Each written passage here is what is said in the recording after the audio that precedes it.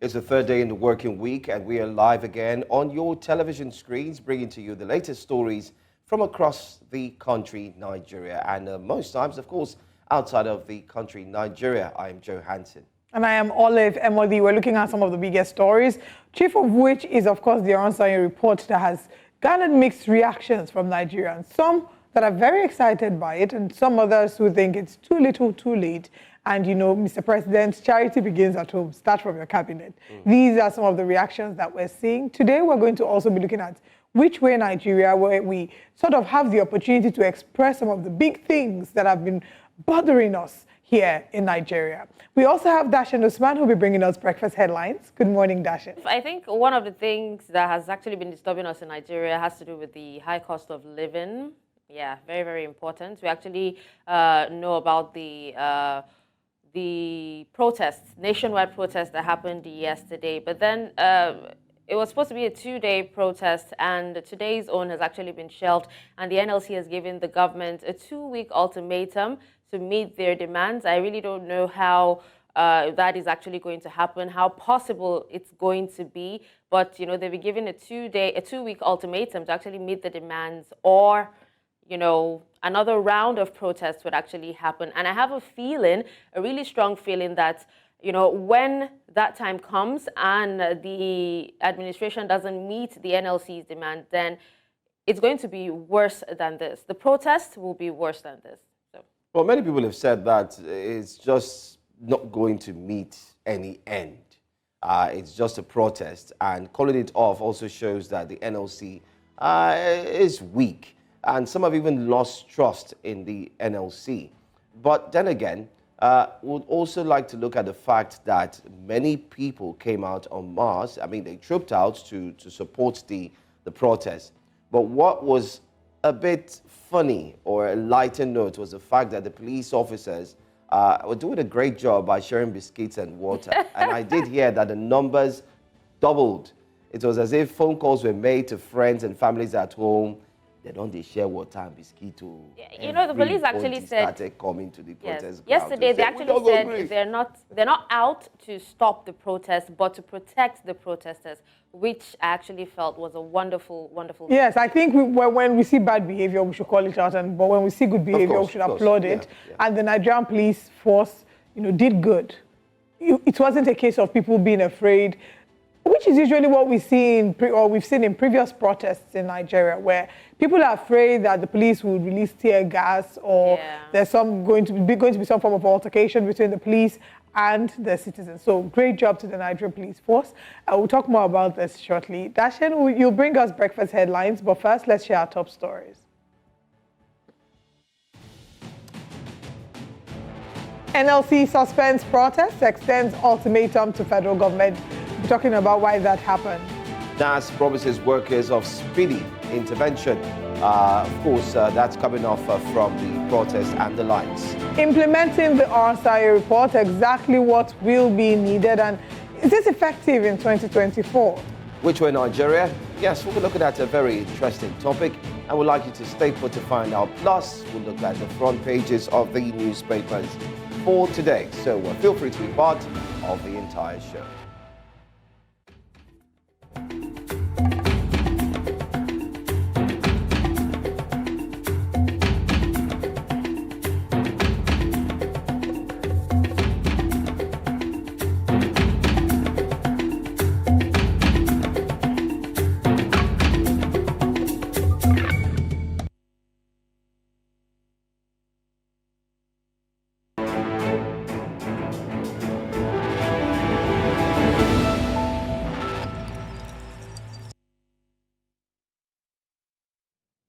Hello and welcome to Breakfast Headlines. I'm Dashen Usman. Now, the Nigeria Labour Congress Lagos State Chapter Tuesday joined its counterparts in other parts of the country to embark on a two-day warning protest meant to raise alarm on the worsening economic conditions in the country. Now, the Labour unionists who turned out en masse staged a protest rally to the Lagos State House of Assembly where they made their demands known. In Delta, the affiliate members of the Nigeria Labour Congress, Delta State Council, in solidarity with Nigerian workers, participated in the mass protest against hunger and hardship across the country.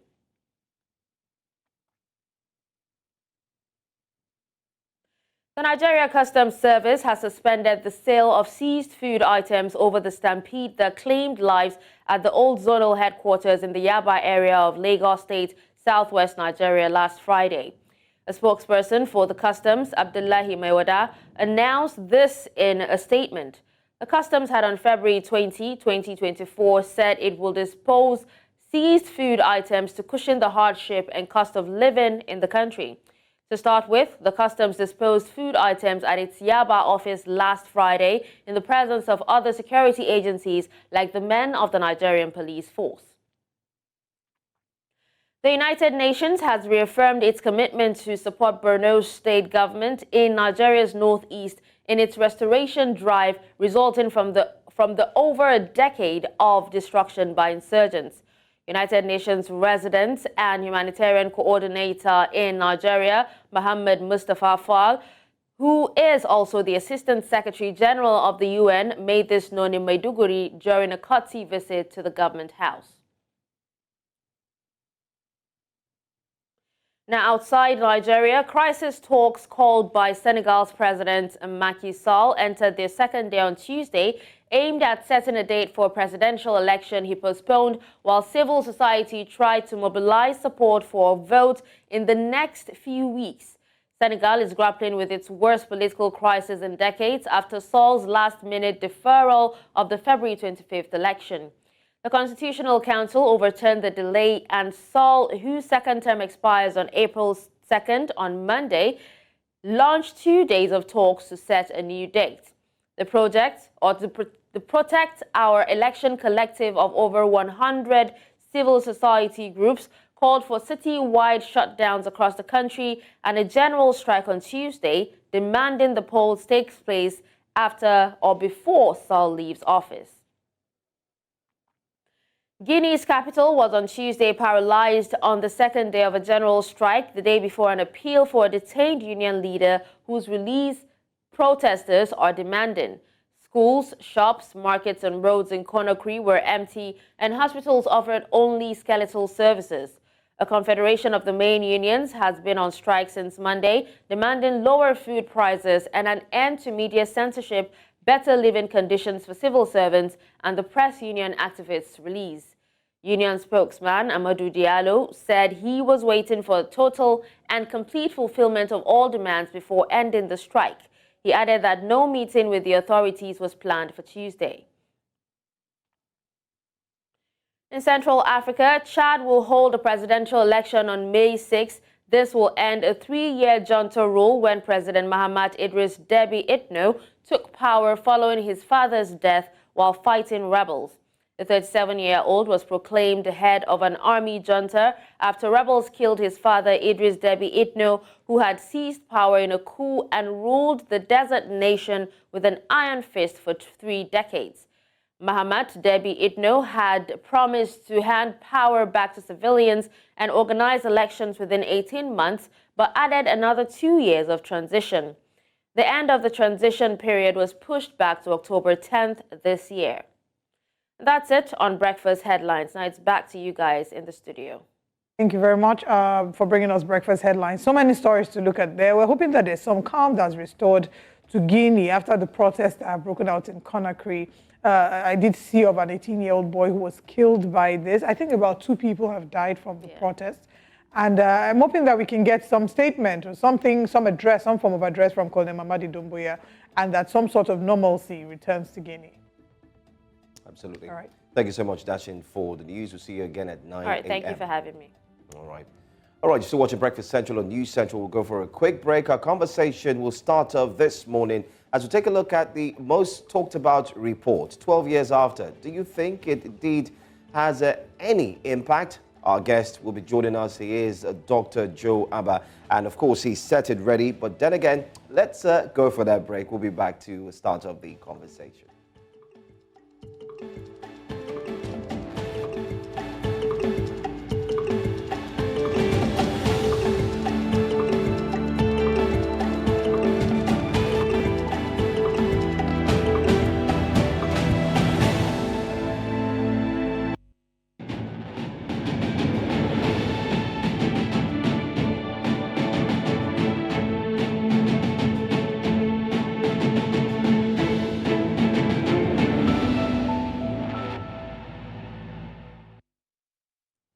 It is no longer news that 12 years after it received the Stephen Oronsaye Report, the federal government on Monday approved the implementation of some of its recommendations to reduce the cost of governance. But human rights lawyer Femi Falana has described as outdated the 12-year-old Steve Oronsaye Report.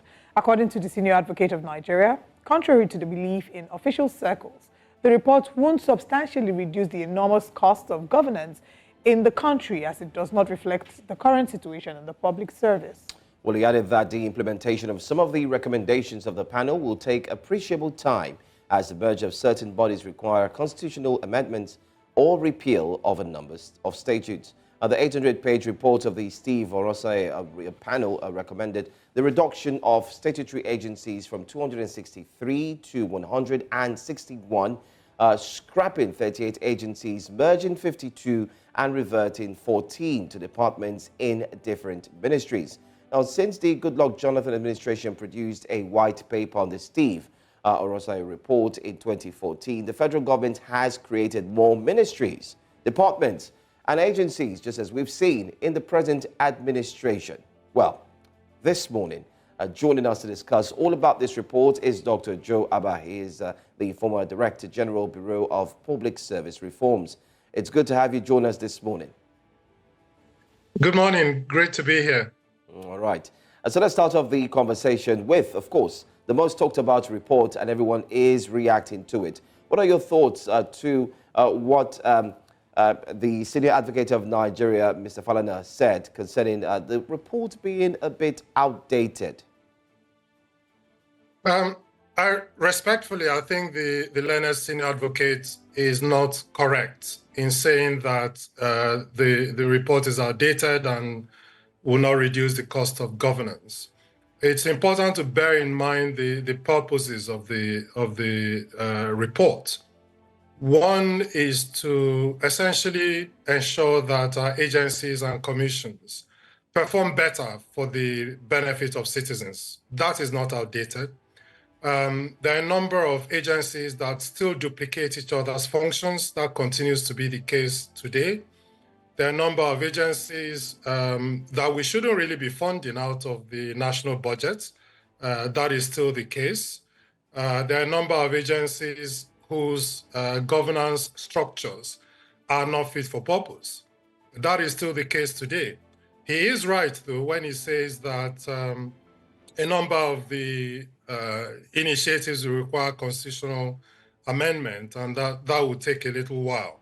So as an example, the Public Complaints Commission was announced to be subsumed under the National Human Rights Commission. That cannot be done without constitutional amendment, because the 1999 Constitution in Section 315 says that nothing in that Constitution shall invalidate the Public Complaints Commission Act. The Public Complaints Commission Act itself says there shall be a Public Complaints Commission. So you will need to change the Constitution to be able to subsume that commission under the National Human Rights Commission. So yes, he is right that it will take a while because some of it will require constitutional amendment. He is wrong, in my view, to say that it will not reduce the cost of governance. It will. Okay, you've highlighted the Public Complaints Commission and the position of the Constitution. And we, of course, have information that they have given themselves a deadline of 12 weeks to implement the Oronsaye report. So I guess it's safe to say that the 12 weeks is not totally feasible. We don't see that happening, right? Well, it's not clear what is expected of the 12 weeks. I think saying that they have 12 weeks to implement the Oronsaye report is overly optimistic. I think that the Attorney General, who's a member of the 8-person committee, will look at all the laws, including those that require constitutional amendment. He will look at the laws relating to the ones that are to be merged, for instance, because many of them are set up by acts of the National Assembly. And so he will look to see whether to amend each of those acts individually, which I would not advise, or to have an overarching agency reform act. which would do all of the amendments in one sweep, just like we did with the Petroleum Industries Act. Then you have the head of service of the Federation, who would need to think about how to redistribute some staff, if possible, because part of the announcement was that there will be no job losses. So she will have to rebalance the staff in other places. However, her role is actually head of the civil service of the Federation and doesn't cover the rest of the public service, unless, of course, Mr. President, using his constitutional powers, gives her the right to do so. Then you have the Bureau of Public Service Reforms, which I used to run, which needs to look at all the mandates of the agencies to ensure that there is some synergy. Otherwise, if you merge two agencies, you're merging two different cultures. If you say there are no job losses, there'll be two DGs, there'll be two directors of finance, two directors of administration, two directors of everything. And if you're not careful, you just have people tripping all over each other. You have things as simple as where would they be accommodated? Because some of these people, some of these agencies are in different locations. So there's a lot to do. And I think that at the end of the 12 weeks, what we're likely to have is a plan rather than full implementation of the directives. And what would be your response to those who feel that, you know, this Oronsaye report might be just another form of distraction? Because for the past 12 years, we've seen several governments try to implement this or announce the implementation of this, but never fully being able to carry it out. I think it's an important distinction you made between announcing it and actually doing it. So yes, a number of announcements have been made. They haven't been carried through. The only agency that has ever been scrapped since the Oronsaye report was the National Poverty Eradication Program, NAPEP, which was a program. It wasn't set up by law, so it could be scrapped quite easily. There are a few others in the announcement that are also not set up by law. So the Service Compact with all Nigerians, Servicom, is not set up by law. So asking that it should be subsumed under the Bureau of Public Service Reforms is easily done. Of course, you need to do all of the change management that I've talked about. But just going back to what you said about it being a distraction, I'm not politically minded. What I can say is that we're at a point where we can no longer afford the size of government that we have. And we need to look very closely at how to reduce the cost of governance. So merging agencies will probably save you the salary and benefits of a director general if you're not then going to lay off any staff. But if you really want to do it properly, then you need to look at redundancies because, like I said, there will be at least two people doing the same functions. If you do that, you don't really save much beyond the salary and benefits of the Director General. All right, so there are also concerns. I mean, yesterday we did have an economist who joined us, and questions were asked. One of such was that, why is it that the report ceased to be implemented over a long period of time, and yet experts didn't raise their voices and concern for a long time up until now, 12 years after, and we're coming back to it again? Is there any reason why it's taken so long for this report to have been implemented, and why experts didn't raise very huge concerns about this? I don't think that is a fair statement to make. Everybody I know has clamored for the implementation of the Oronsaye report since the day it was submitted to government. So no, it is not true that experts have not raised the issue. There's actually no election that I've witnessed since the publication of that report where political parties have not promised to implement that report, and you know, various experts have indeed called for its implementation. The reason why it hasn't been is because it's quite political and emotive. So as an example, there's the issue of job losses. What do you do with redundant staff? So if you go to the National Assembly, that's the first question they'll ask you. What's going to happen to staff? Because my constituents will not want me coming back to tell them that a number of people have been sacked. Some of those agencies have in excess of 10,000 staff. Then there is the patronage aspect that many people in government, including the National Assembly, have found jobs for relatives and close friends within those agencies. Then there is the emotive aspect of the citizens saying, well, you can't really sack anybody in this current economy. What do you want them to do? So it is not easy to do. But like I said, I feel that we're at a position where we simply cannot afford the size of government we have. And your news rapporteur earlier on was absolutely right. You cannot tell citizens to tighten their belts if you run a huge government. The government must lead by example, and as Chino Achebe once said, the problem with Nigeria is the unwillingness or inability of its leaders to rise to the occasion and to lead by personal example. That's what needs to happen. The president and the cabinet, the ministers and every top person in government needs to lead by example to show that they are also tightening their belts before you ask citizens to do so. So these are some of the reasons why it hasn't been implemented. In addition to the fact that, as I've said earlier, some of them require constitutional amendment to do. I gave the example of the Public Complaints Commission. Majority of the other agencies are set up by law, and you need to change the law in order to do that implementation. All right. I mean, you just mentioned one key aspect of it, to need a constitutional amendment and the likes. But let's analyze Nigeria's cost of governance as we speak.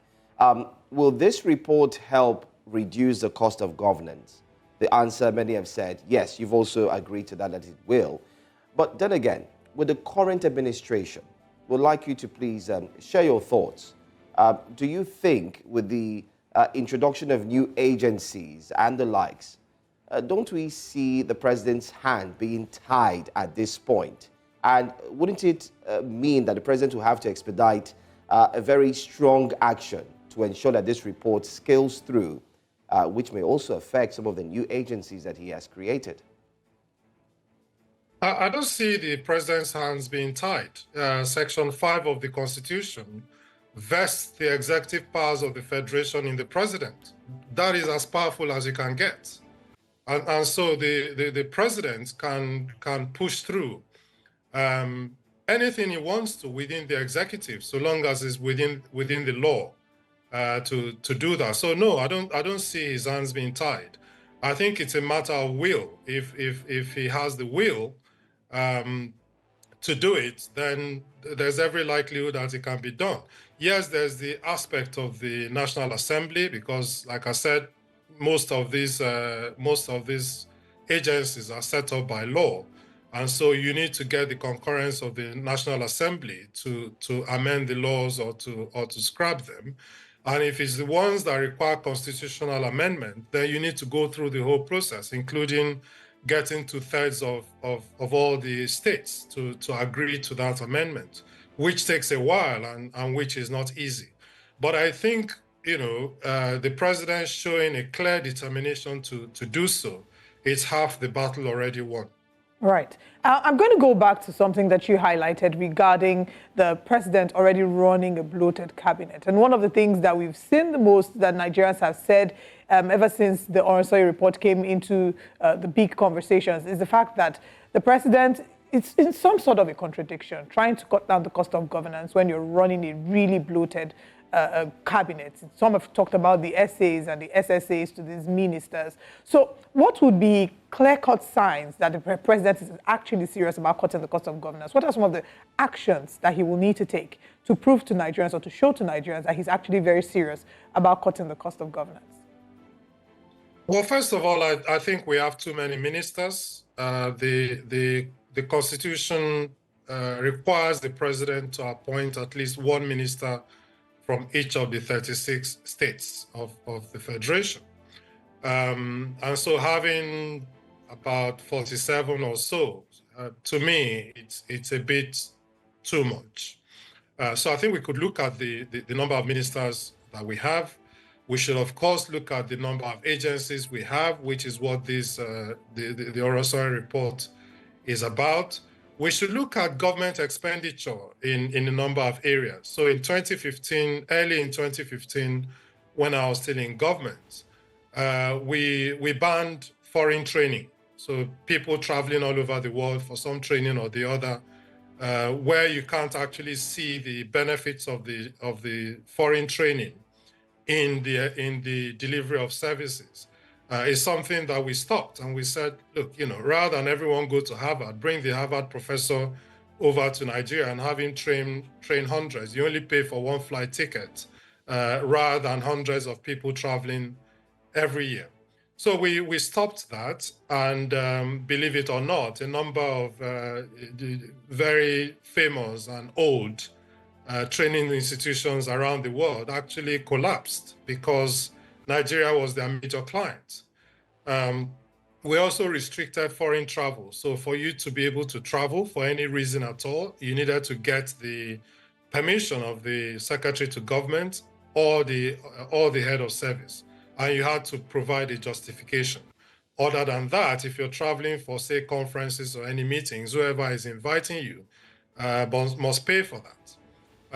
We banned the production of souvenirs. So all these T-shirts and mugs and all sorts of things that we spend money on.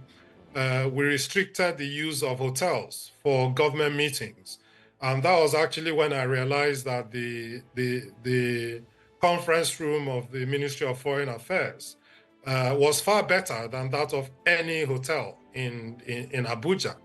We stopped the production of these brochures and programs that you have when you go to government events that will have like 20 pages of pictures and just one page of the program itself. And we mandated that programs should only be one sheet of paper, printed on an A4 paper in black and white, no pictures and nothing else. So there were a few things we did that showed an indication of seriousness in reducing the cost of governance. And it's really important that the leadership of the government shows that kind of example to give people some comfort that they are also tightening their own belts. Okay, I'm still going to follow up from what you just talked about, and these are all practical steps that the government can take. Still talking about the cutting the cost of governance. Would you say that the move that the president made regarding cutting travel costs, of course, after the uproar caused by COP28 in Dubai, would you say that this was a very good move? Is this something that would visibly cut the cost of governance? And also, I want you to speak on the role of the National Assembly when it comes to cutting the cost of governance. Yes, I think it was a good move, because if you look at the budget of any agency, the biggest items of expenditure are, of course, personnel, salaries, followed by training, followed by travel. So these are the kinds of things that you must focus on if you want to reduce the cost of governance. Yes, it will have a substantial impact on reducing the cost of governance. For the National Assembly, I've long been a critic of just being able to pay yourself what you like, because you have the power of appropriation. So the salary of a senator is a little over 1 million naira a month. You and I know that no senator takes home only 1 million naira a month. So they have all sorts of allowances and and all sorts of monies that they take. I'm always very particular not to say that they earn, but rather to say that they take. So there is that. They have all sorts of constitutional projects that they do, whereas the implementation of projects should actually be done by the, excuse me, by the executive, not by the legislature. And that's why, excuse me, that's why under the Millennium Development Goals scheme, we basically just asked each legislator to identify the projects that they wanted to do, and then have it go through the proper procurement process and have it done through the MDG's office. So the National Assembly has a major role to play. Perhaps an even more important role to play is the fact that there's virtually no law that is passed by the National Assembly that doesn't come with the creation of yet another new agency. So you can have a federal university in a state, you'll have the state university, someone in the National Assembly will push for the creation of a University of Agriculture, a University of Medical Sciences, a University of Education, a University of something or the other, in order to be able to say, I attracted XYZ to my state. So the National Assembly really needs to realize, particularly being the appropriating authority, that we simply cannot afford the size of government that we currently have. It's no longer a case of the money will always be there. The money is not there at the moment. And the National Assembly needs to live up to that responsibility. Permit me to go back to one of your tweets. I mean, by the way, you're very, very active on Twitter. I think Twitter was made for you, by the way. One of my questions, I mean, you put up a tweet and said that one of the cars you were using during your 4-year tenure, I mean, during the 4 years while you were in service, it was still being used even after you left. I always look forward to ask this question whenever we had an opportunity to speak with you, and I think this is my question now.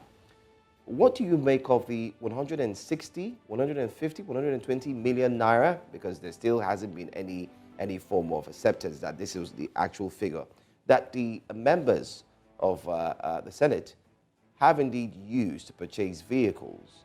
And do you agree that, like they say, that the vehicles needs to be renewed after every 4 years? Because just recently they said the roads are bad, so the tires, they'll be affected, the shocks, they need to change, not the shocks, but the cars.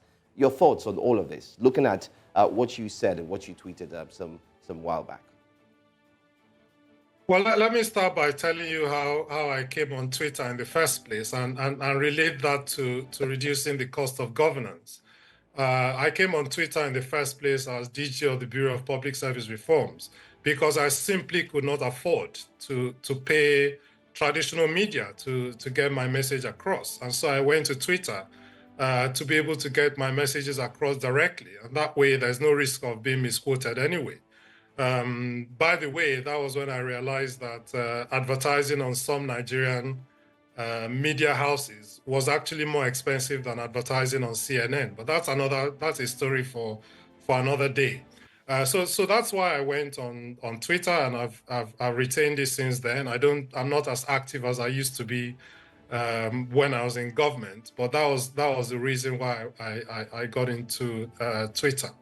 At the time I went into government in 2013, the two vehicles that were bought for the Bureau of Public Service Reforms in 2004, when the Bureau was set up, were still in active service.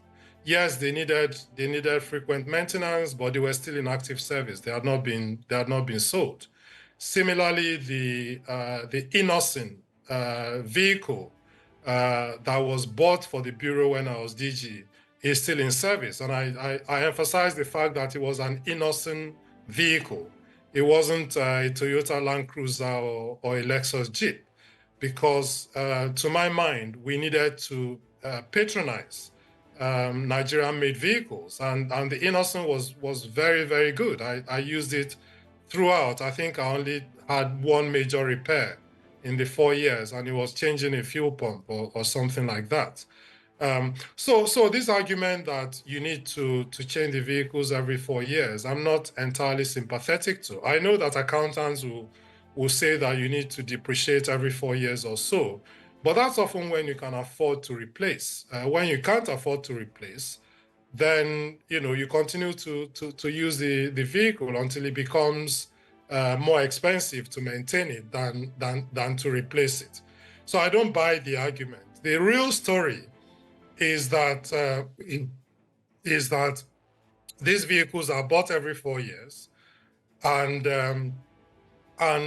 when the National Assembly term ends, they are sold to legislators at knockdown prices. That's why we're buying every 4 years. There's no other reason. It's not about the roads or the shock absorbers or anything like that. That's the real reason.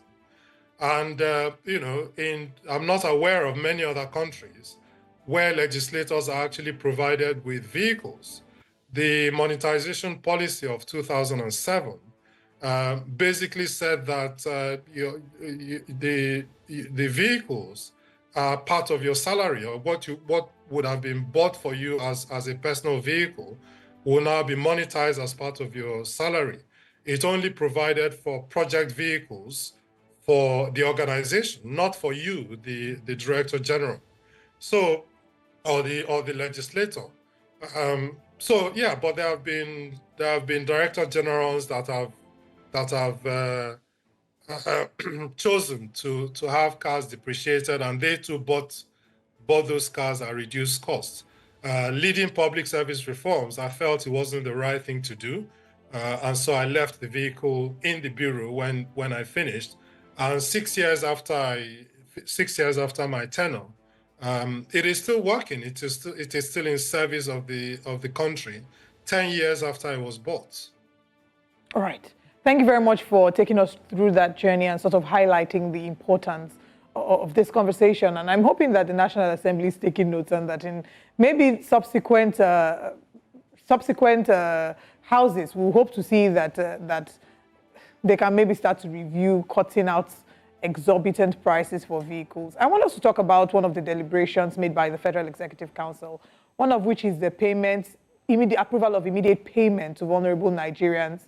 And these are Nigerians, of course, that have the NIN and the BVN.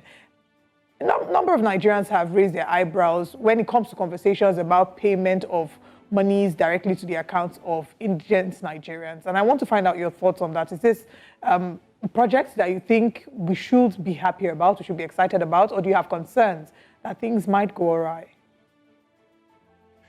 Well, let me start by saying that cash transfers all around the world have a history of dramatically reducing poverty, particularly in the short term.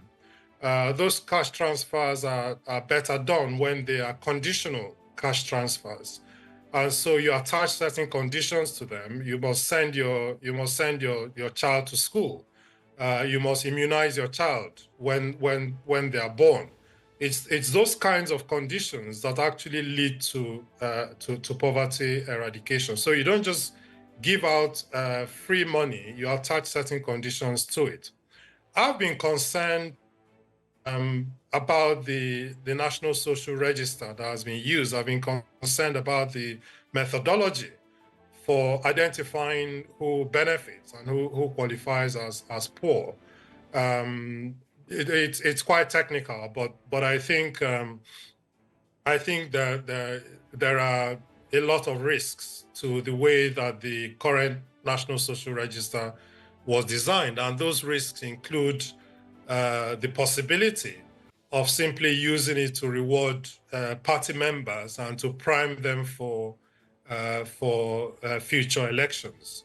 And so we need to have a means-tested way of assessing who benefits from this otherwise laudable initiative. So how do we know who is poor? How do we compile a credible register of people who should benefit from this? How can we ensure that it goes direct to their accounts? And so the use of NIN and BVN is a positive step forward.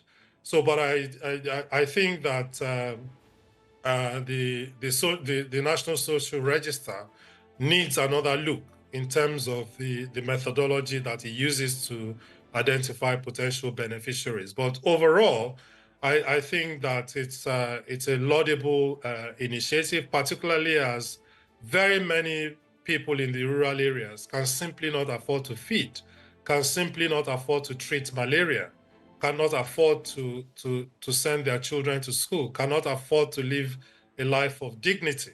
And so, yes, these kinds of interventions can help. And we've seen it in many other countries. Brazil is probably one of the most studied ones. But yes, you need to put in place proper mechanisms to ensure that they are not abused for political purposes. Well, I want to say thank you so much. There's so many things to talk about, looking at the state of the economy, especially in Nigeria. But hopefully, some other time we'll get to have you back and we'll get to talk some more. Thank you so much, Dr. Joaba, for being here this morning on Breakfast Central. Thank you. It's been my pleasure. Thank you. Great. All right, so as we move on, let's also let you know that the Nigeria Labour Congress, NLC, last night suspended its two-day protest all over the country. The Labour, in a communique at the end of its National Executive Council meeting, said the objectives of the protest were achieved on the first day of the demonstration. Consequently, NEC in session resolved as follows. 1, to suspend street action for the second day of the protest, having achieved overwhelming success, thus attained the key objectives of the Day 2 protest on the first day. Nigeria is battling rising inflation, food inflation, forex crisis, economic hardship, and high cost of living occasioned by the removal of petrol subsidy, attracting protests in parts of the country. The Lagos State chapter of the NLC joined its counterparts in other parts of the country to embark on the protest. The Labour Unionists who turned out en masse staged a protest rally to the Lagos State House of Assembly where they made their demands known. News Central's Marshal Anthony Ononye was there and tells us more.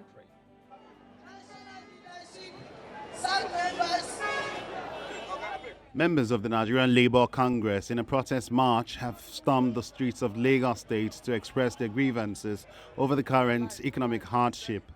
The protest, which began at about 9 a.m. Tuesday, saw Labour unionist activists and some members of the public who converged on Ikeja Underbridge, Lagos State, bearing placards and signages with inscriptions such as #EndHungerNow, #Reverse the Subsidy Removal, amongst others. Leader of the NLC Lagos State chapter, Comrade Femi Sesi, who led the crowd, took few minutes to reel out the demands of the NLC while charging the crowd to ensure the protest is peaceful. Employment generation through massive investment in agriculture and value-added manufacturing. Let us also open all the food storage silos and enforce equitable distribution of food across the country. Let us fix all the abandoned factories and revive our local production. And let us patronize made in Nigeria goods so that will reduce the FX, forex demands. The State Commissioner of Police, Adegoke Fayo-Ade, who was visibly present, led a team of policemen as he encouraged the protesters to stay focused on the objectives of the protest, emphasizing the need to be lawful and peaceful. We are going to give maximum protection. We will not allow any infiltration into this protest, and the protest will go on smoothly. The 20 kilometers walk culminated at the Lagos State House of Assembly, where the Assembly members trooped out to address the crowd. Others who spoke to News Central stressed the need for government's quick intervention to ameliorate the plight of the people. This is more or less we still playing on the street. At the day of the revolution, police have no go wait. Soldiers have not go they first they bite themselves. Once subsidy is removed, everything will be okay. That was what they told us. And now, this subsidy has been removed for close to a year now, and nothing has been changed. Nothing is different yet. If the government invest in the healthcare of Nigeria, would anybody be thinking of leaving Nigerian hospitals? If the government cannot stop themselves from going abroad for treatment, why should they stop the nurses from leaving Nigeria for a better tomorrow? It will be recalled that a government delegation led by the Secretary to the Government of the Federation, George Akume, met with the leadership of the NLC, Trade Union Congress, TUC, and other labor leaders in Abuja Monday night in a last-minute attempt to get the labor union to ditch the planned protest. Nigerians will be desperately on the lookout for actions by government regarding these demands. For News Central, Marshal Anthony Onoye. Very interesting piece there. Well, aside from that, let's take a look at what we have for you, especially when we talk about Which Way Nigeria, which is up next.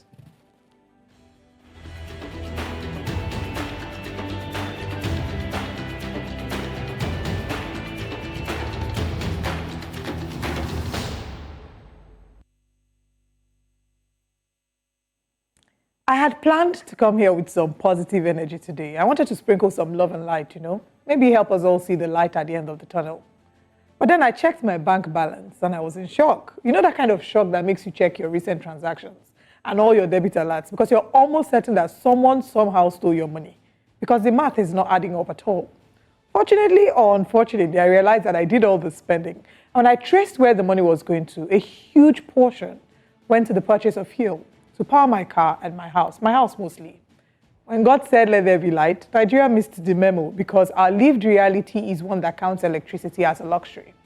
According to the International Energy Agency, Nigeria's national grid collapsed 46 times between 2017 and 2023. We already experienced our first collapse for 2024 on the 4th of February. Right now, the electricity situation is so bad. Now, most of us have been surviving on fuel and diesel. And how much do these cost? Fuel is approximately 615, depending on where you're buying it.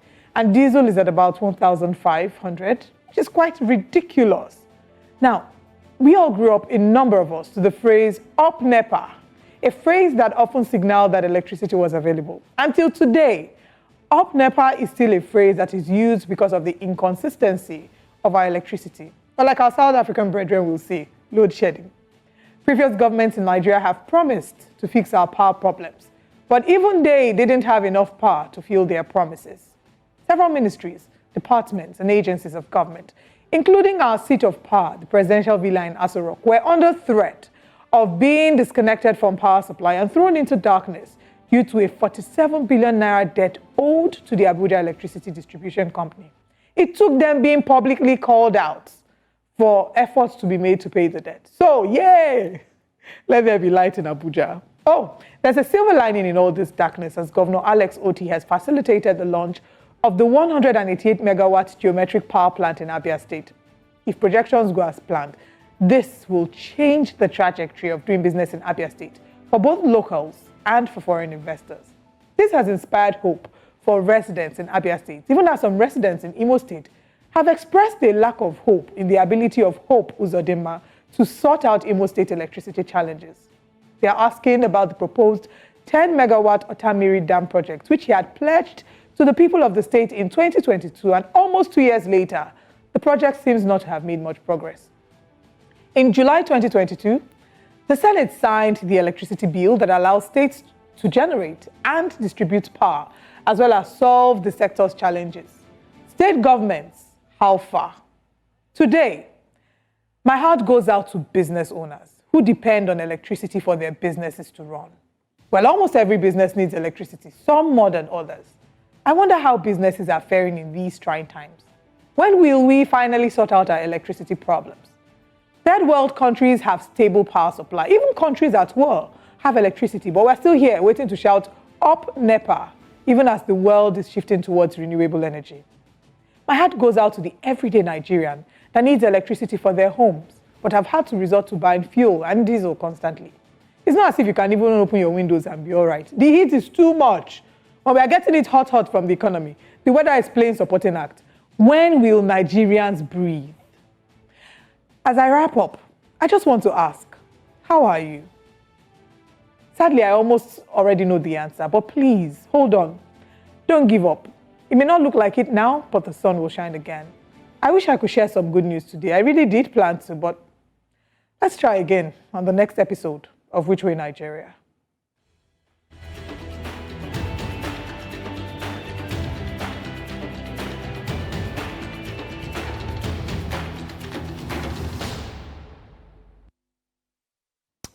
No doubt I could have added to that script as well. I mean, we've all grown muscles from using the hand fan. I mean, it's so hot. Feel free to call in when we come up at 8 o'clock. But first of all, let's tell you what we've said and done this first hour here on Breakfast Central. A quick recap of some of the big stories. Implementing the Oronsaye Report, we did have a very robust conversation with Dr. Joe Abba there. And most importantly, we also touched on NLC suspending protest, extending ultimatum to the federal government for 2 weeks. Good to see Joe Abba, by the way. I said Joe Abba, Joe Jero, beg your pardon. And which in Nigeria, the heat, power sector, even the FCT is facing it. Let's tell you what comes up next in the second hour. Most importantly, where the conversations will focus on NAS promising workers of speedy intervention. We'll also have some very exciting and interesting programs for you to watch later today. And most importantly, get your fingers itchy and start dialing the numbers. The front pages will be up next.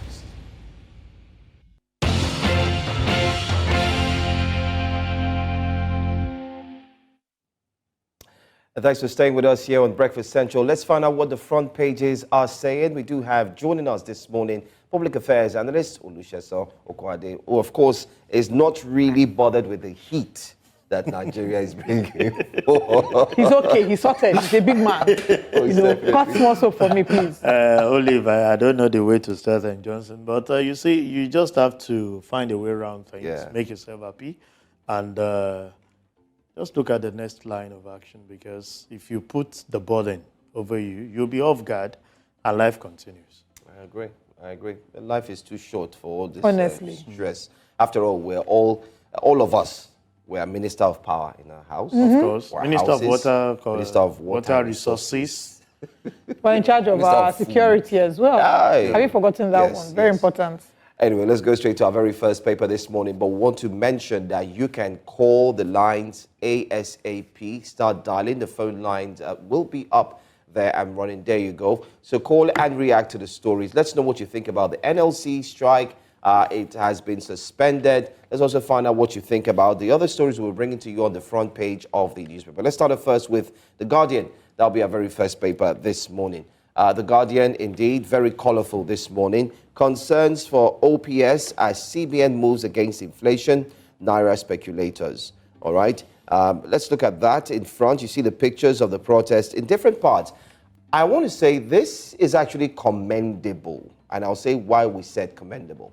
Because many people thought Nigerians wouldn't come out. The NLC has lost its value. Honestly, I was shocked. I was shocked. I'd come on TV to say nobody was going to come out because we were just like NLC. But I don't think this is as much about the influence of the NLC as much as it is the frustration of Nigerians. I agree. Or what do you think?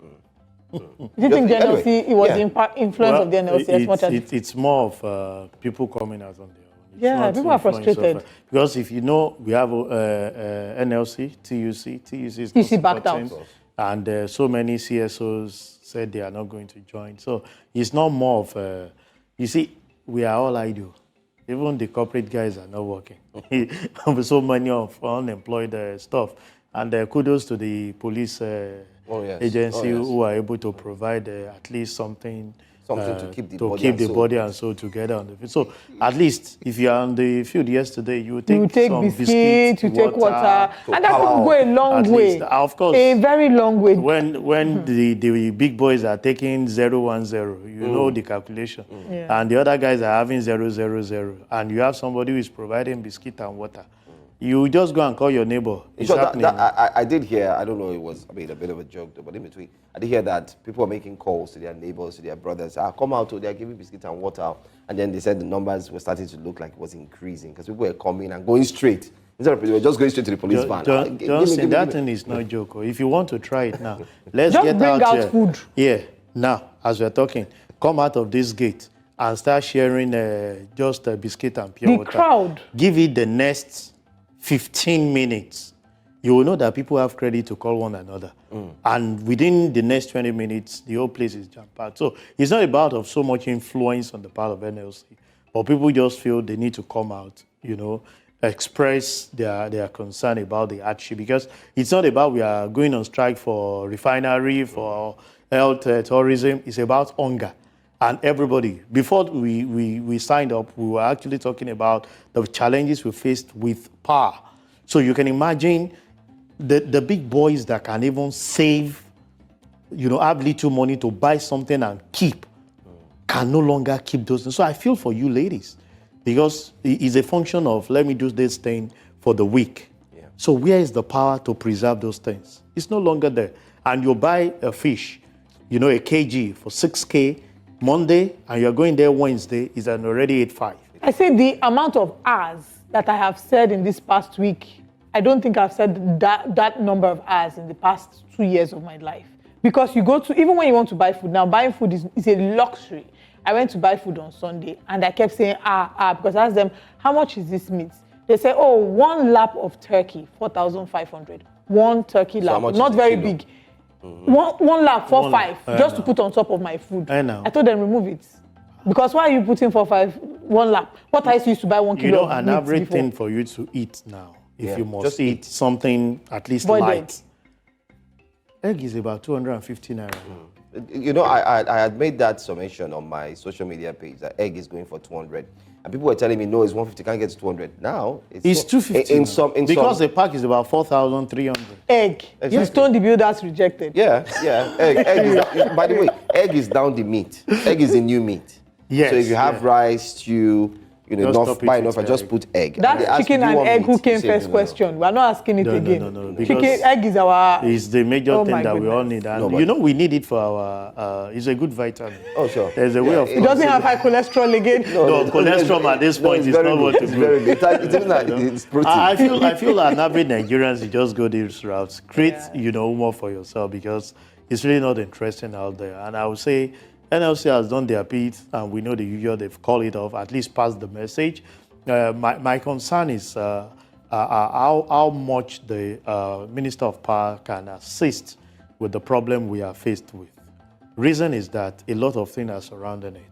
Average organization cannot sustain this. And I can tell you, right from this month, there will be mass retrenchment, because these will now go as much as 1,500. And there is no power. So you are in the office for 8 hours, 10 hours. I don't want to come your route of, being media 24 hours. Do you know there are some radio stations that grant interview to, as we speak, they are off air. But they will tell you it's not out there, it's sustainable. So if we can get power, it's part of what we're saying. We are not asking for too much. Give us the power. You can think through of things to do. You can buy few things, preserve, with electricity in your refrigerator, your freezers, and at least that will sustain you for a week. Now, we buy things and every day. So when you buy today, as at last week, I think it was about 3.8. Not why I can give you the real price is what I bought yesterday, and I bought for 4.3. And I told my wife, we need, this is, they say you can't share eggs. Then we need to start sharing eggs now. They will tell you, no, it's an abomination. So it's that, but we are talking reality. If you go all out there. So we are actually looking for a way where at least let's have power. But that's a very valid one, because the power is what has been eating my money. But as the Naira starts to gain, shouldn't we start to see that being reflected in the cost of goods and services? Business owners and people who sell foodstuff have also been accused of being complicit in ensuring that we're not able to get... Nigeria will not obey the law of gravity. They say everything that goes up must come down. In Nigeria, when it goes up, it will never. Mark my words. So I'll be buying rice 90,000 naira. It will. Well, maybe if it's, you see, when you say if it goes up, it must come down. He's saying that if before now rice has been like 45,000, let's put it that way, and all of a sudden we are now buying at 90,000. Let's see a situation where we can come down to about 45 or 50. But you will never say the least you will get from this that we have now will be around 80, 75 at worst. So that's why we say, but when you look at the difference, so we've had so much problem than the gain that you might think that we're talking about. That's why we keep saying that don't allow that thing to really skyrocket to the level that you can't sustain it, because once it goes that route, Dollar has actually come down to about 1,600 from the 1,900 that we used to. So we expect that that's about 20-something% to have come down. The same thing in the market. Because a number of these people already just automatically inflate the prices once they hear that the dollar has appreciated. They just inflate. Like I asked somebody, cement that we use in building, in construction, what exactly do we import it? No. What impact does foreign exchange has on cement? I'm just speaking that alone. So it's to tell you that it's self-inflicted problem on the part of the capitalist. That's why, I did mention at some point, everything is not just about the president. Okay, anyway, I think we have a call on the line. Hello, good morning.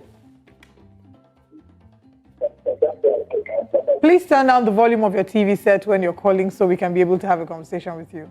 Now, please go ahead with your contribution. Hello. Good morning. Good Please morning. go ahead. What's your name? Terry calling from Ghana again. Oh, all right. okay. Thank you for calling back. Go ahead. I am on transit, so I will call until I leave. Okay, so I'm going to contribute on what we are discussing.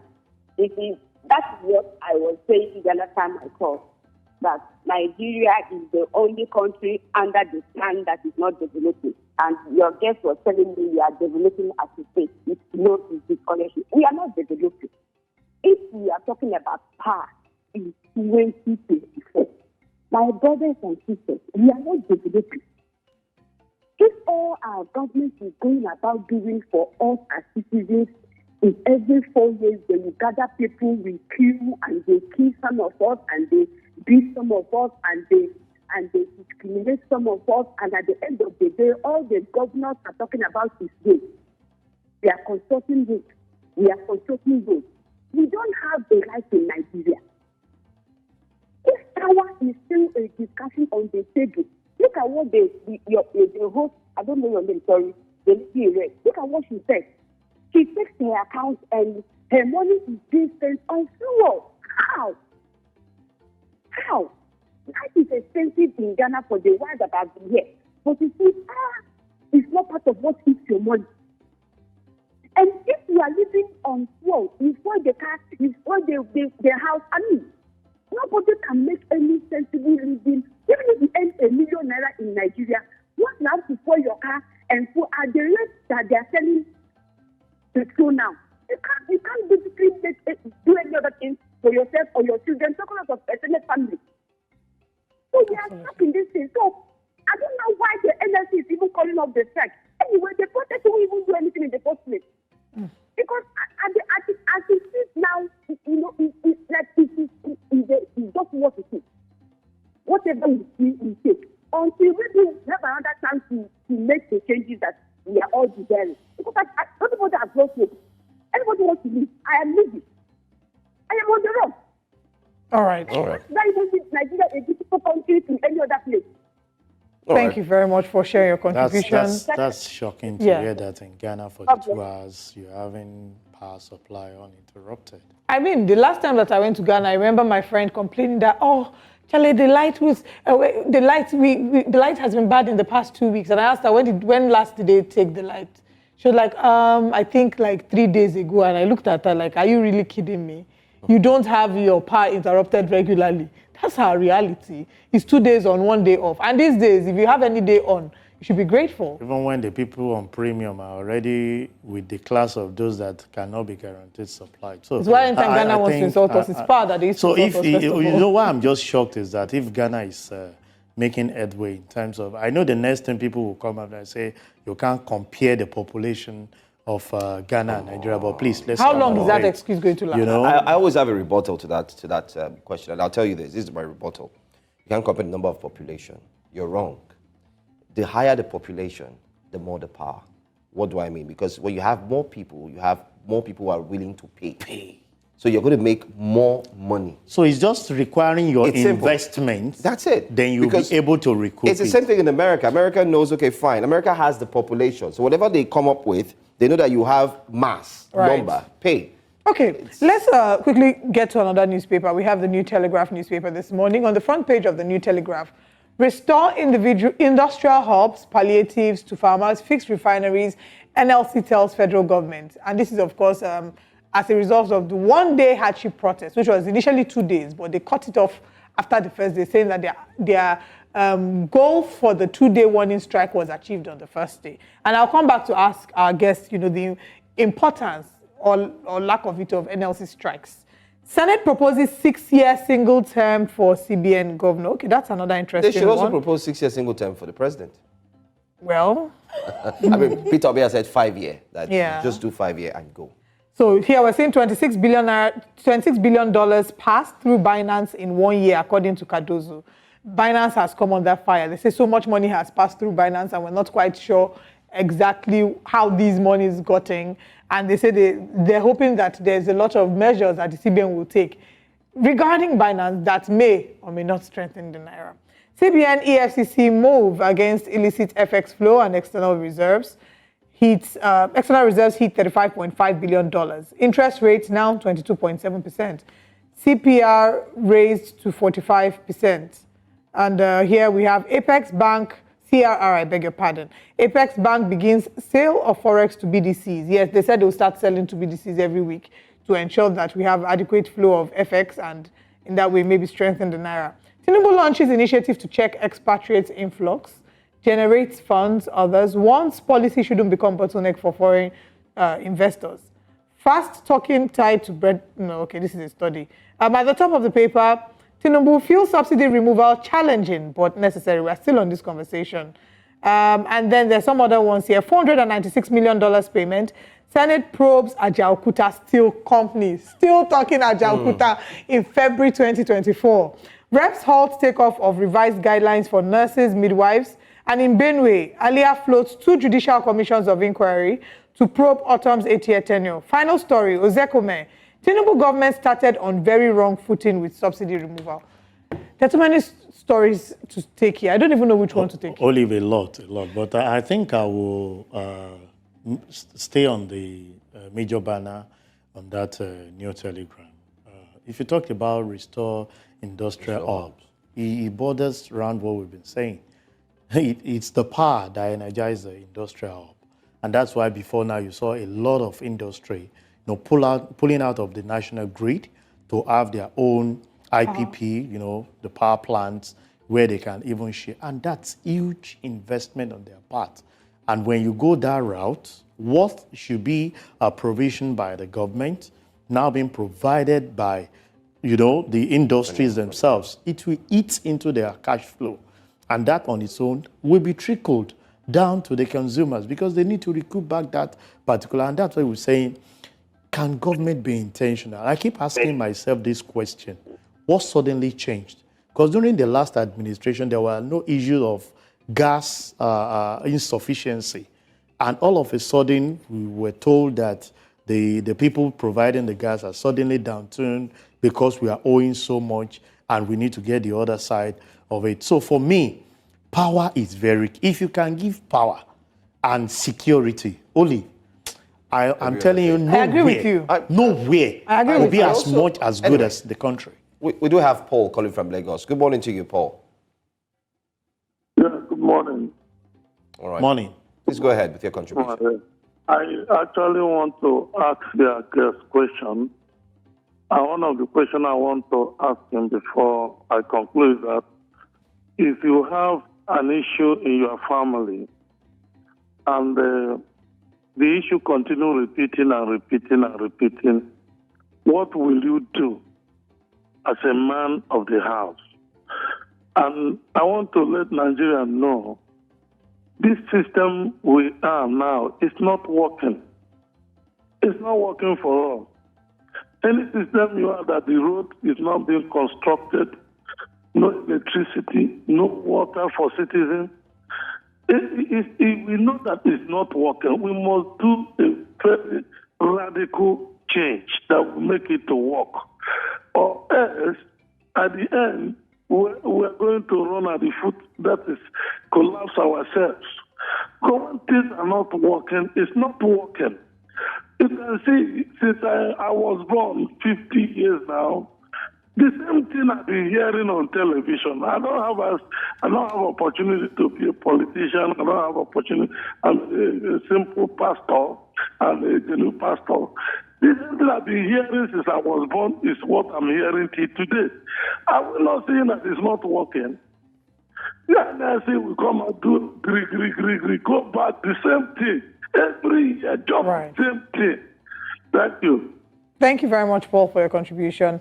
Basically, the same thing. We're working in circles. We're repeating the same thing. Same challenges our parents saw. We are seeing the we're talking about Jakarta every 2024. I don't know. I still remember the newspaper, the headline, 1981. Power. There will be no more power blackout or something. There's an old-time newspaper. Of course, it's still the same story. Way back, even in the 70s. You see, most of the time that the politicians, each time they are trying to come in fresh, you see the ideas, policies. And I've said, policy is not our problem. Implementation is the issue. Most of the time, fantastic ideas, but there are some people that are behind the scene that the greedy nature in them will not allow any good thing that you have either as individual or as corporate organization. And it has eaten into even the private sector that when management are struggling these days to make sure that they make ends meet. So when you say, let's have it in a different way, which different way are you actually talking about?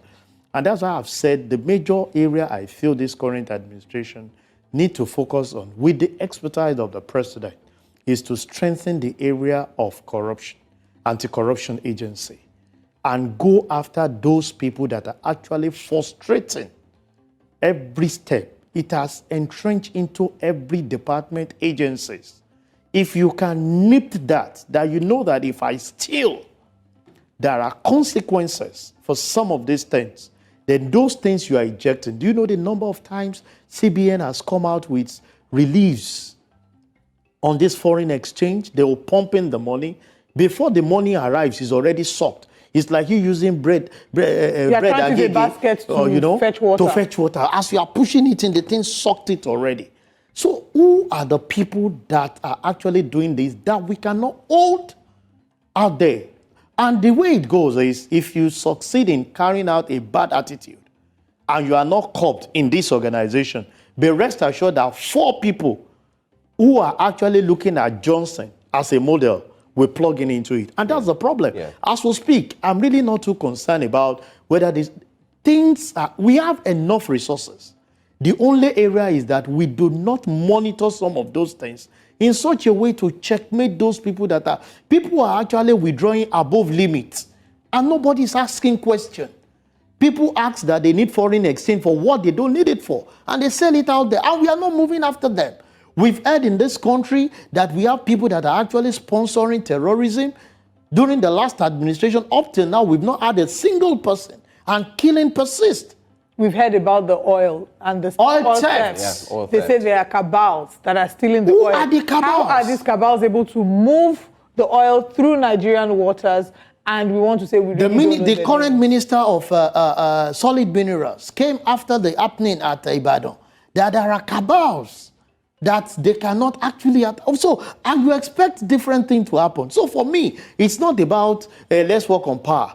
Let's work on anti-corruption agencies to see that when we give out 1 billion for a particular project, we monitor, we follow through. And if there are people that are actually diverting or misappropriating this, we bring them to justice. And also, I think a follow-up to that would be, I've been saying this, that our moral compass is broken.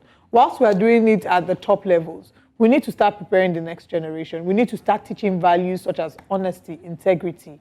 You know, people need, children, young people need to understand. It's been my sermon for over a year. Our value proposition is negative, not even zero.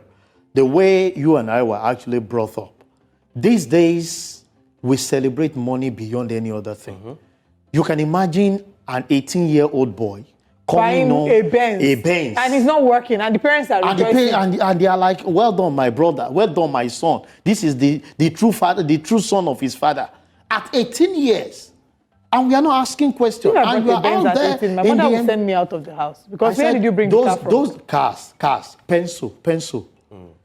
Because I know these days we don't hear strokes of Cain. I learned strokes, the interpretation of it from Cain. Because what they will tell me is that just come home with what is not yours.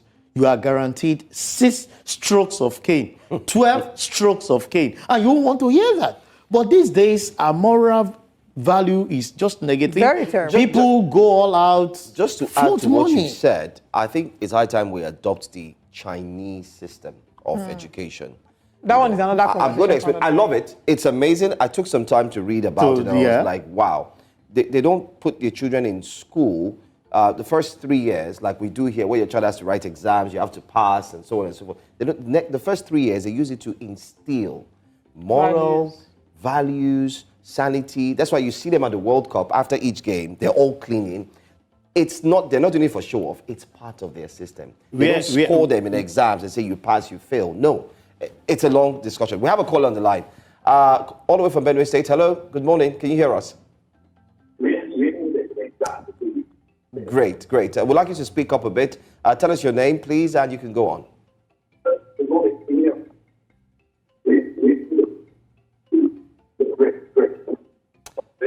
All right, we seem to have a bit of a distortion with the line.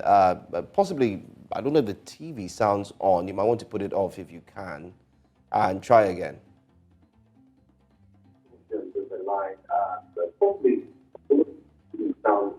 Okay, we of course unfortunately can't take the call because the audio is poor.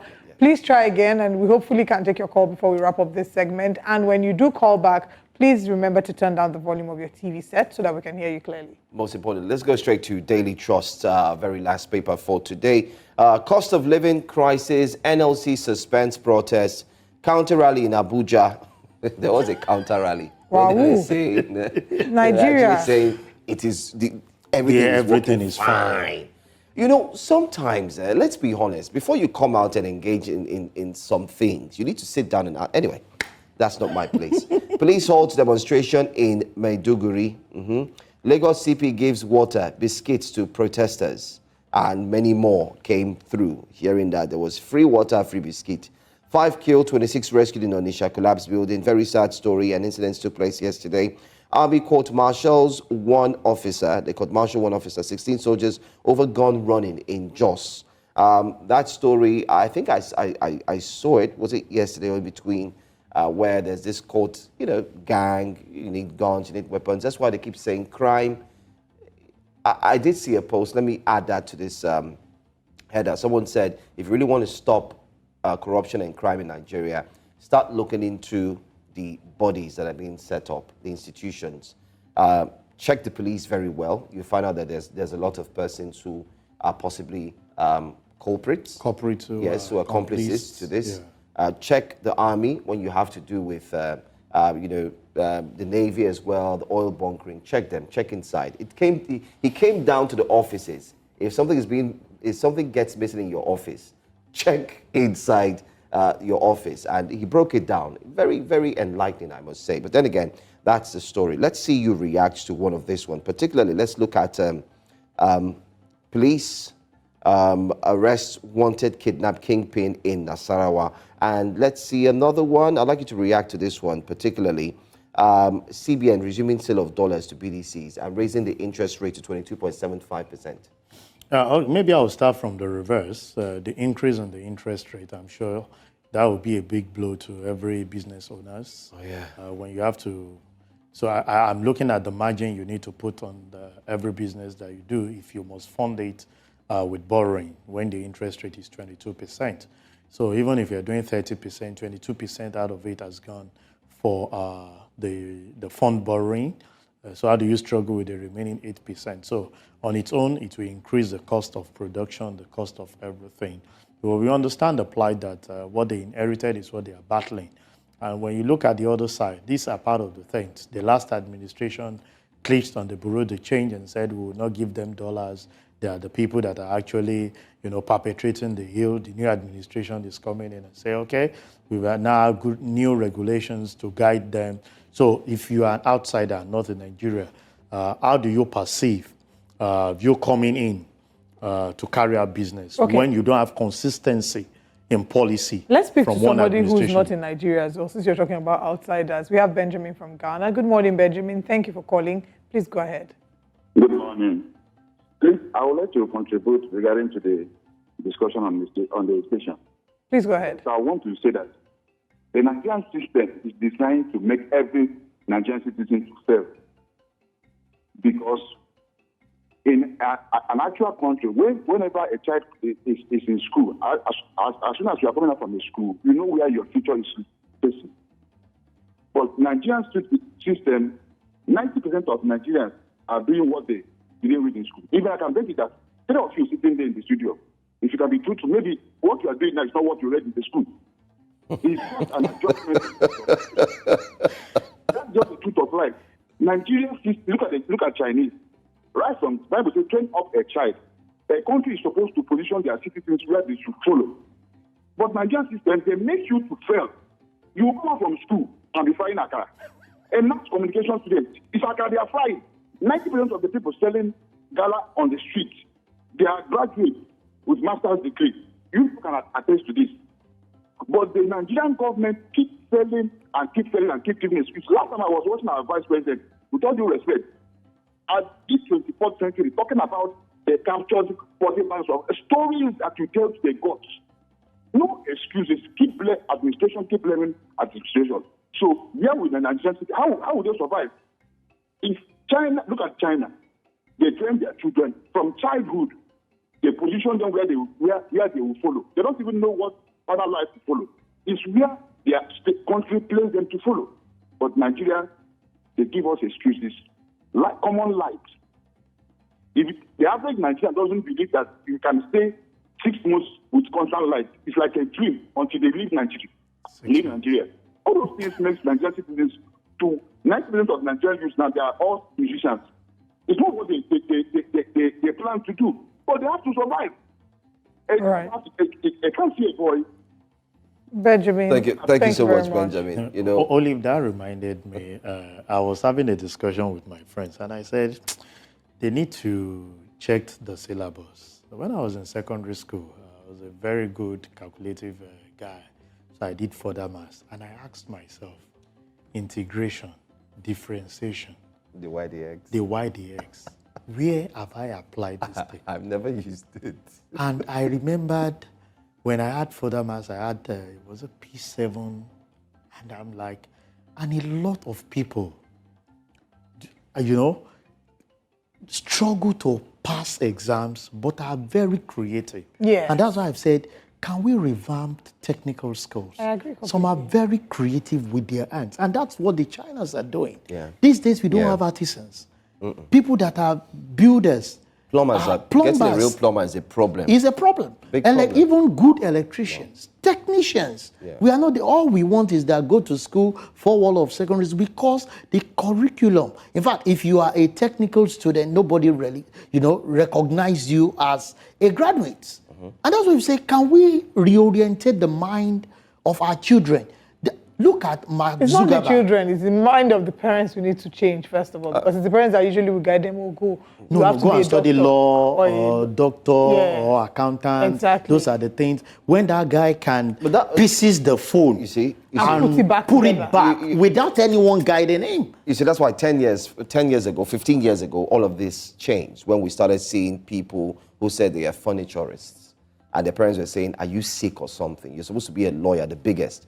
But everything is starting to change. But I also think, just to add, though, that we have to start from the top. It starts from the top. It starts from those at the helms of affairs, and then it trickles down to us. China is a very big case study. I think instead of borrowing money from China, we should start borrowing some of its tenets in ensuring John saying why I would not believe you should start from the top. Maybe the only thing they should do for us is get a syllabus, in that area. But I feel I can tell you boastfully that while I was in secondary school, I learned this printing and graphics because I was good at that. And that was what I used in sustaining myself while I was in school. How much of it are we doing? When you come back from school then, after having your lesson, you must have like 1, 2, 3 hours to be able to do handwork. crates and handwork. And you can develop yourself on it. Yeah, let's take our final call for the newspaper segment. We have Samuel from Taraba. Good morning, Samuel. Thank you for joining. Please go ahead. Ooh, okay. I think they dropped call now. Okay. Anyway. So I think that's the area we say. We've spoken about education system. We're talking about our values.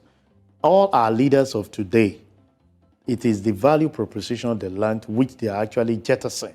I was discussing with my wife yesterday, while we were growing up, there is this communal way of living. Which is kind of what the Chinese do. And it gives you that sense of belonging, because I believe that if your child fails, it will affect my child. Yes. But these days, we now have buildings with high wall, and you are within the same compound. Your child cannot play with my child. In fact, we struggle to greet one another. But you understand, in a way, you can understand why a lot of that is happening, because right now there's so much, a lot has changed. Back in the day when we were younger, we allowed that thing to happen.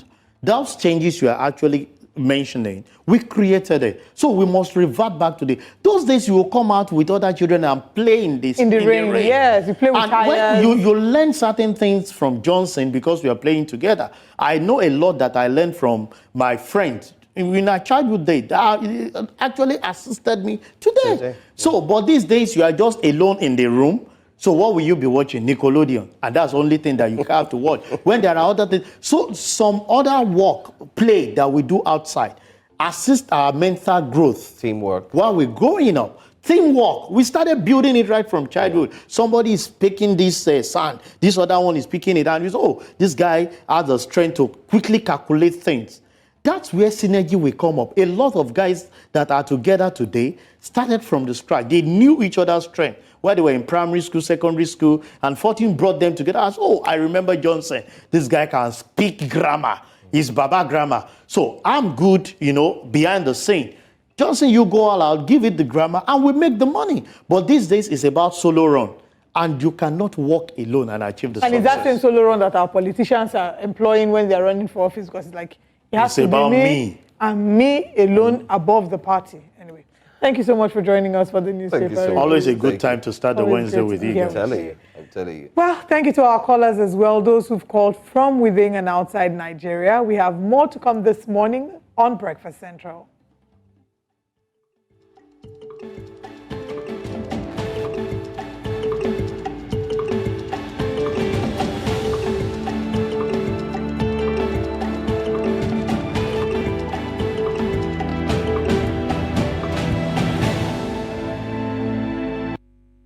Welcome back to Breakfast Central. Nigeria's parliament has assured the nation's organized labor that it will engage with the federal government to address demands raised by labor. This was as members of the Congress took to the streets of Abuja, expressing their displeasure over the rising cost of foodstuff, escalating insecurity, and the failure of government to implement agreements reached with the union. Marvelous Ubomando tells us more.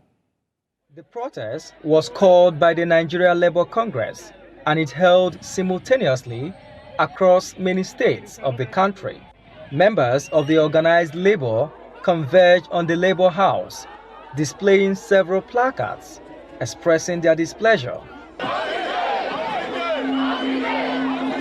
The protesters then took to the streets of the capital, chanting songs of solidarity. Members of the Congress say government has not lived up to its responsibilities.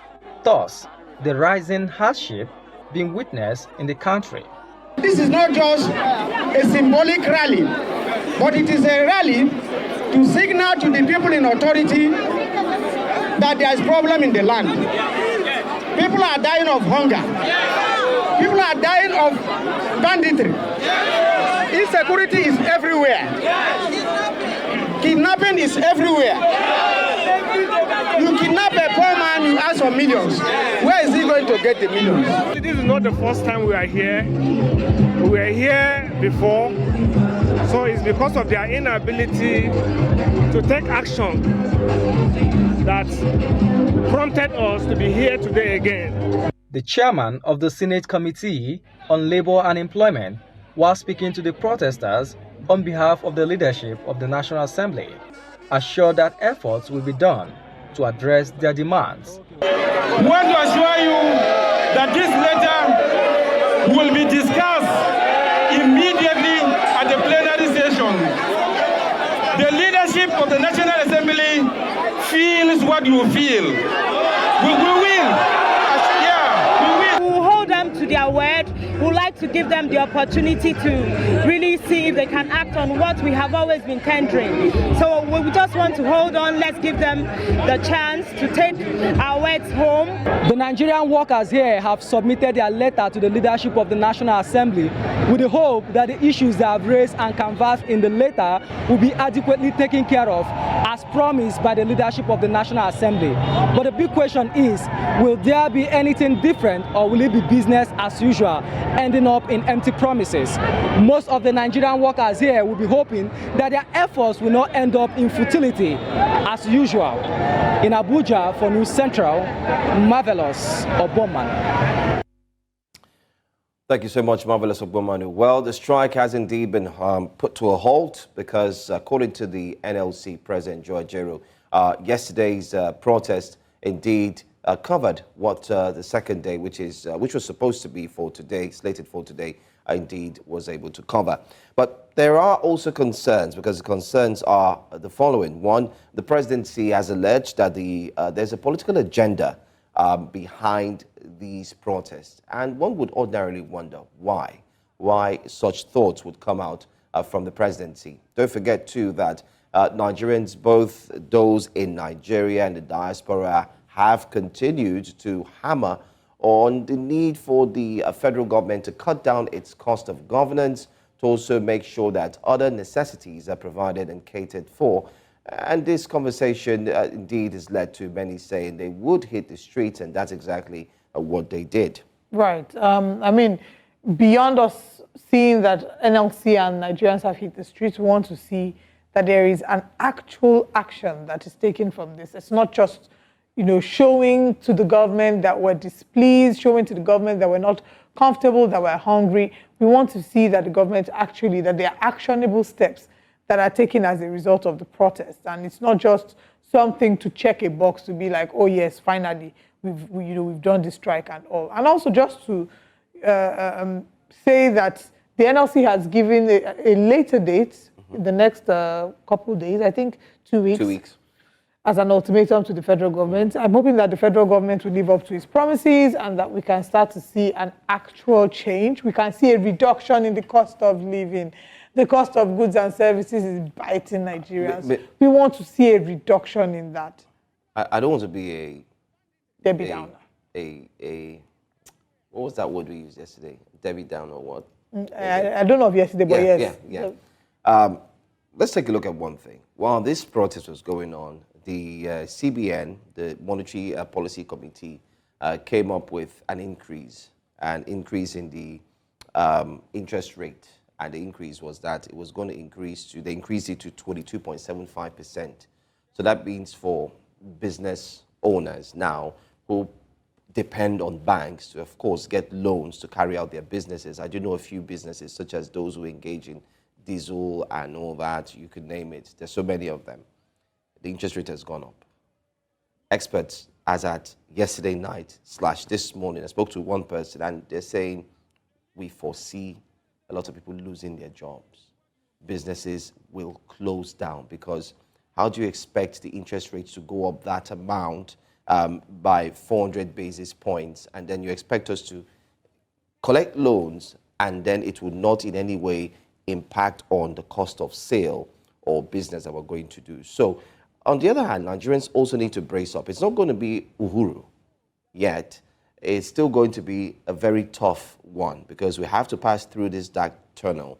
Are we going to get out of it with the light at the end of the tunnel? Well, let's just be hopeful. Maybe. Let us be hopeful. We can only hope for the best. And here on Breakfast Central, we'll keep doing our part by talking about the stories and using our platform to shine the light on them and mirroring and echoing the thoughts and the prayers of Nigerians. But we've come to the end of today's show. I want to say thank you very much for joining us. We hope that you're doing okay, you're managing and keeping body and soul together through this period. Let's share what's happening later today on News Central. Later today at 12 p.m., don't forget, after 9 a.m. as well, you do have News Central Now, where you get the latest stories from the world of the news. And the conversation, 5 p.m. West African time, Politics HQ, 7 p.m. West African time. And that's all that we have for you here on Breakfast Central. It's been a very, very exciting Hump Day edition on Wednesday. And don't forget, at 9 a.m., like we said, the news will be here, of course, with Dashin, where the Lagos PRO will be live. That's just a few minutes from now, and he will be talking a lot, so you want to stay put. All right.